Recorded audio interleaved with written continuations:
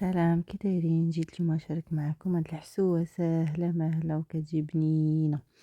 المهم، اول حاجه انا غنديرها في الترموميكس. اللي ما عندوش يقدر يقطع كلشي في الاشواغ اللي عنده في الدار ويدير كلشي في الطنيجره ويبقى يحركها مره مره حتى طيب.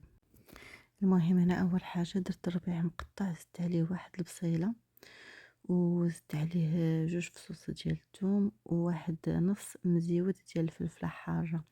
طحنتهم 5 تاع لي سكوند سرعة 6. كنزل هاد لي باغوا هادو، كنزيد واحد جوج حبات ديال المطيشه اللي مقشرين ومحيده ليهم الزريعه، وكنطحن مزيان تقريبا واحد 6 تاع لي سكوند سرعة 6.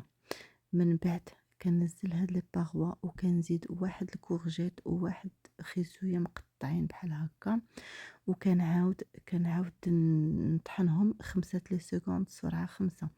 صافي. من بعد كناخد هاد البلبوله ولا سميده ديال الشعير، كنغسلها مزيان وكنرقدها 10 دقائق، كنصفيها من الماء وكنزيدها هنايا في لو بول.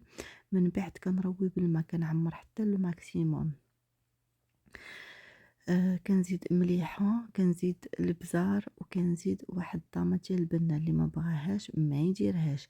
كنزيد كذلك واحد تقريبا نقول لكم البنات، واحد نص كاس ديال هاد لاصوص هاد اللي كتشوفوا لاصوص طوماط، جوج وريقات ديال الرند، وواحد 25 غرام ديال الزيت البلديه. ممكن ديروا الزبده، ممكن ديروا الزيت العاديه اللي بغيتو. صافي. كندير 45 دقيقه 120 دوغري لا فيتاس 2. كنحيد الكوبلي وكندير لو باني باش ما طفيتش لينا الحسوه على ترموميكس.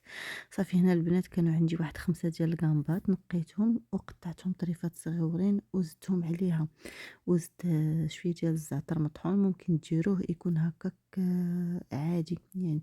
صافي. ومن بعد كندير شويه ديال القزبور ومعدنوس عاوتاني، وكنرجعها عاوتاني طيب 10 ديال الدقائق 120 دوغري لو سونس انفيرس ولا فيتاس 2.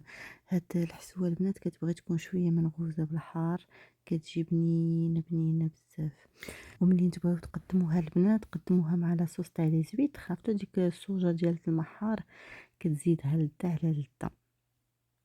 جربوها وردوا عليا الخبار. خليتكم على خير وبالصحه والراحه.